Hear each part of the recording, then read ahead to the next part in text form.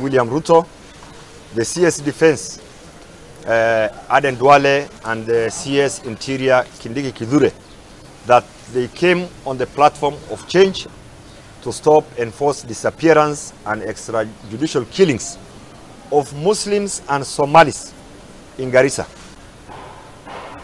To air out our distress and concerns, and also to stand firmly in solidarity with the people from our backyard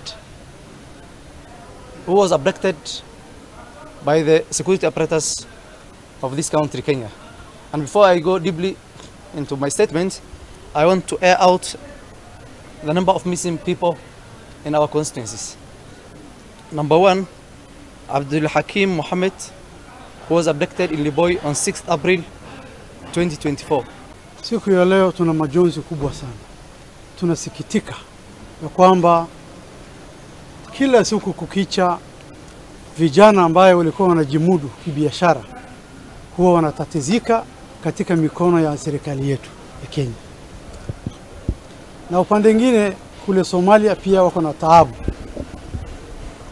Kweli kabisa hii barabara yetu sahihi kuna maafa mingi sana imetendeka, na hiyo ilifanyika sababu ya kutega hiyo ardhi, hiyo bomu ya ardhi. Ripoti hiyo kuma mwena wa Garissa igaitwe mweke ninge tugikiria oro hanini ndugathiko